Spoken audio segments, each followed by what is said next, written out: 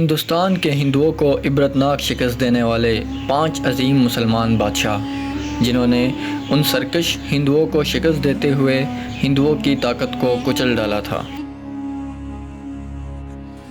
شہاب الدین محمد غوری کا شمار ان عظیم مسلمان بادشاہوں میں کیا جاتا ہے جنہوں نے اسلام کے قیام کے لیے ہندوؤں کو پے در پے شکستیں دی تھیں۔ 1192 کو جب شہاب الدین غوری کو خبر ملی کہ ہندو راجا پرتھوی راج چوہان نے ان تمام علاقوں پر قبضہ کر لیا ہے جن علاقوں کو سلطان محمود غزنوی نے فتح کیا تھا، اور اس کے ساتھ ساتھ پرتھوی راج چوہان مسلمان رعایا پر ظلم اور جبر بھی کرتا ہے، سو راج چوہان کو سبق سکھانے کے لیے شہاب الدین غوری نے ترائن کے میدان کا رخ کیا۔ ترائن کی پہلی جنگ میں اگرچہ شہاب الدین غوری اور ان کے جانثار ساتھیوں نے تابڑ توڑ حملے کیے، لیکن ترائن کی اس پہلی جنگ میں شہاب الدین کو شکست ہو گئی۔ اس شکست کا ان کو بہت بڑا دکھ تھا، لہٰذا ٹھیک 1 سال کے بعد شہاب الدین 1,20,000 کے لشکر کے ساتھ دوبارہ ترائن کے میدان میں پہنچے۔ شہاب الدین غوری کے خلاف راج چوہان کی لشکر کی تعداد 3 لاکھ پر مشتمل تھی۔ راج چوہان کو اپنی گزشتہ فتح کا بھی بڑا گھمنڈ تھا۔ دونوں لشکروں کے درمیان جنگ شروع ہوئی جو شام تک جاری رہی۔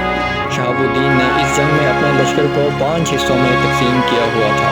شہاب الدین کے لشکر کے پے در پے حملوں سے راج چوہان کی فوج کے قدم اکھڑ گئے۔ عصر کے قریب جب شہاب الدین غوری نے آخری حملہ کیا تو راج چوہان کی فوج کے قدم اکھڑ گئے۔ راج چوہان کے فوج کا سالار مارا گیا۔ خود راج جان بچاتے ہوئے میدان سے بھاگ نکلا، لیکن مسلمان سپاہیوں نے قلعے کے قریب راج کو پکڑ کر اسے قتل کر ڈالا۔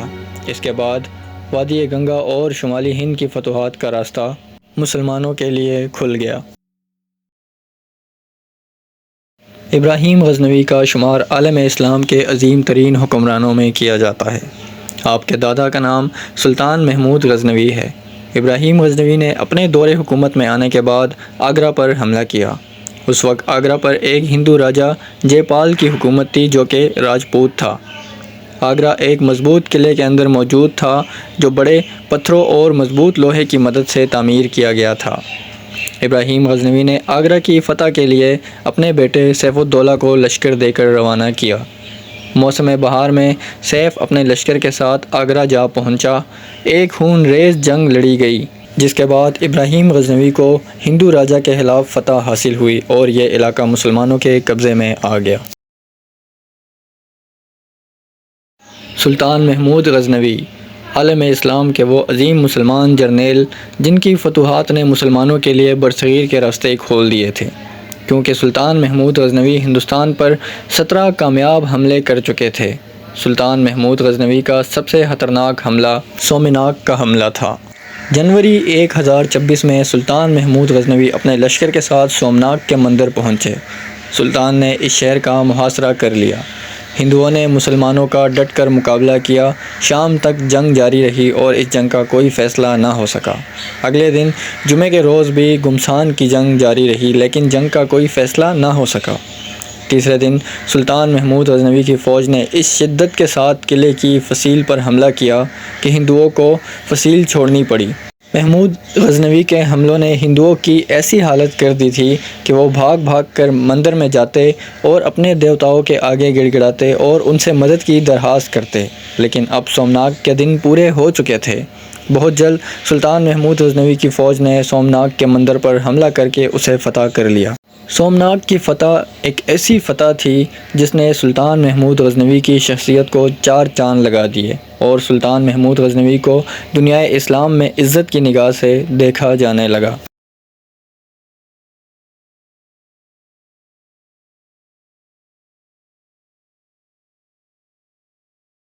اورنگزیب عالمگیر کا شمار عالم اسلام کے طاقتور ترین مسلمان بادشاہوں میں کیا جاتا ہے، جو بہت بڑی سلطنت کے بادشاہ تھے۔ ہندوستان میں اگر کسی نے خود سر ہندو مرہٹوں سے ٹکر لی ہے تو وہ صرف اور صرف اورنگزیب عالمگیر ہے۔ اورنگزیب عالمگیر کے تحت نشین ہونے کے بعد مرہٹوں نے قتل و غارت گری شروع کر دی۔ اس وقت مرہٹوں کا حکمران شیوا جی تھا۔ انہوں نے ہر طرف تباہی اور بربادی پھیلا دی تھی۔ اورنگزیب عالمگیر نے مرہٹوں کے خلاف کئی ایک لشکر روانہ کیے، لیکن تقریباً ان تمام لشکروں کو مرہٹوں کے ہاتھوں شکست کا سامنا کرنا پڑا۔ اورنگزیب عالمگیر، جن کی عمر اس وقت 90 سال کی ہو چکی تھی، وہ مرہٹوں کی آئے روز بغاوتوں سے تنگ آ چکے تھے۔ لہٰذا جون 1700 کو اورنگزیب عالمگیر نے مرہٹوں کے صدر مقام پارلی کا محاصرہ کر لیا۔ یہ محاصرہ اس قدر سخت تھا کہ مرہٹے اورنگزیب عالمگیر کا مقابلہ نہ کر سکے اور جلد انہوں نے اورنگزیب کے سامنے ہتھیار ڈال دیے، اور اس طرح اورنگزیب عالمگیر نے ہندوستان میں ان ہندو مرہٹوں کی طاقت کو کچل کر رکھ دیا۔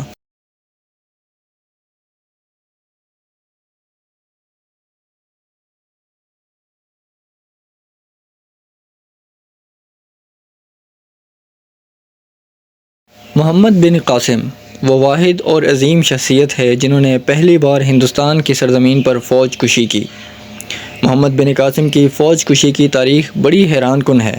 حیران کن اس لیے ہے کہ ایک مسلمان جہاز کو، جو کہ سرندیپ یعنی سری لنکا کے بادشاہ نے خلیفہ وقت ولید بن عبد الملک مروان کو تحائف کے ساتھ روانہ کیا تھا، اس میں چند مسلمان خواتین بھی شامل تھیں، جنہیں راستے میں چند بحری قزاقوں نے پکڑ کر قیدی بنا ڈالا تھا۔